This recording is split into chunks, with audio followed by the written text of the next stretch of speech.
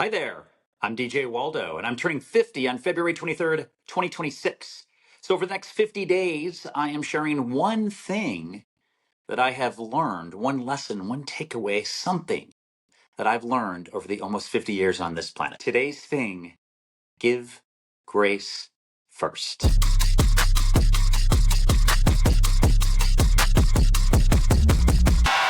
All right, we're up to eight. If you can see me, that's eight on my hands right there, eight on my fingers. We're up to eight, and eight is give grace first. This one, as you can imagine, is about how quickly we judge other people. And boy, do we do it all the time. I do it all the time. Again, as I've mentioned before, I'm still learning. I don't have it all dialed in. I don't have it all figured out. But this is one I really try hard on is giving grace first. Too often, we're wrong about something. We misperceive something. We see a situation and we immediately jump to a conclusion based on what we believe in or our experiences in life. And what we do when we're not sure is we fill those gaps with assumptions. The reality is, most of the time, we don't really know what's going on in somebody else's life. And I'd say that's true even with your partner or a family member who you know very well. Again, we judge all the time. I always joke with people, my line is, don't judge me. My answer always was, well, it's too late. I already judged you. I judge you in the first 5 seconds of meeting you. I mean, that's what we do as humans, right? We compartmentalize and we figure out somebody, it's that fight or flight. We look at them and we realize, are they somebody that we can trust, that's safe, or we got to get the heck out of here?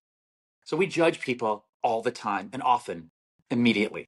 We judge people based on what they're wearing, what they look like, what hat they have on. We judge people on the words that they say, the company that they keep. You get the point. One example where it really hit home for me was years ago when I first saw a kid, or first started seeing kids in restaurants with screens in front of them with iPads. Now, for me personally, I loathe that. I loathe it because I think my experience is that kids should not have a device in front of them when they're eating dinner. Now, do we have our iPhones out sometimes? Yes. But I don't put my kids in front of iPads. And I remember right away I saw these parents out there, all the kids had iPads. And right away I go, oh my God, terrible parents. What are they doing? And this is when I had really young kids. And I remember thinking, oh, what an awful parent. I can't believe they're doing that. They're not even paying attention to their kid. Their kid is just tuned out. They're not dealing with anything. And what somebody shared with me much later, they said, you know, you don't know what that person's going through. You don't know what their family situation is like. You don't know if that child has some type of autism or some type of condition or something where they need that focus just to function in public. And I never thought about it like that.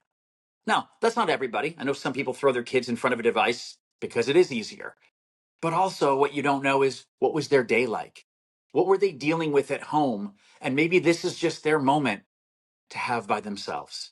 Maybe they needed to get out of the house, but they couldn't do it unless they promised a screen. Whatever the case is, we need to give people more grace because we don't really know what's going on in their world.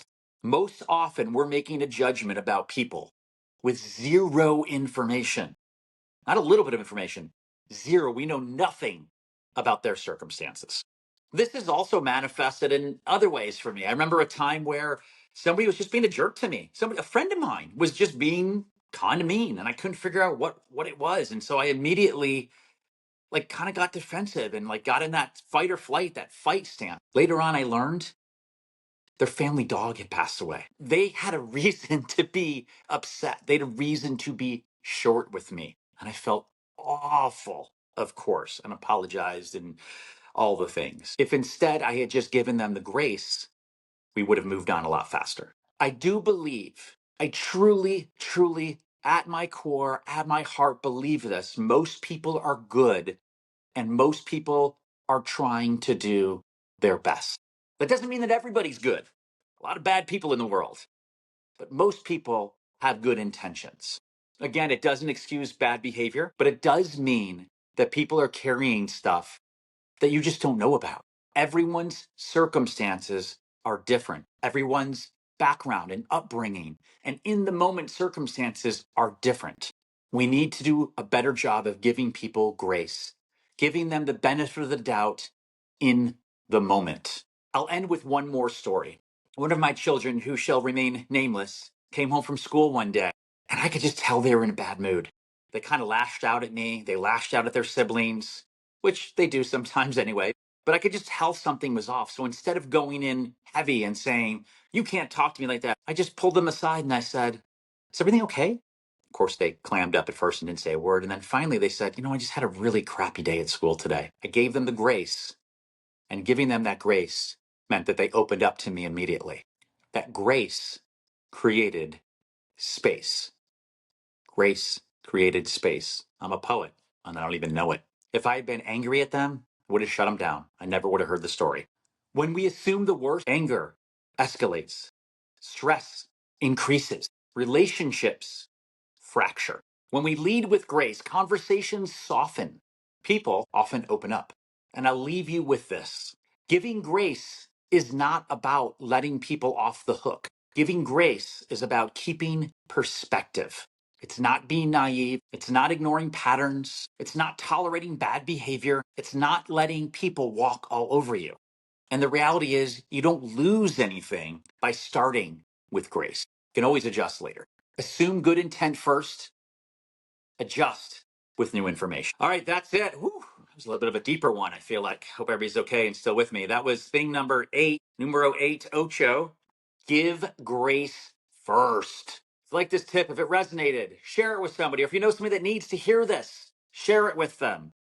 Slam the subscribe or the like button or whatever you're supposed to do. Follow on Instagram and TikTok and LinkedIn and all the social platforms. Go to 50things.co and subscribe to get daily emails.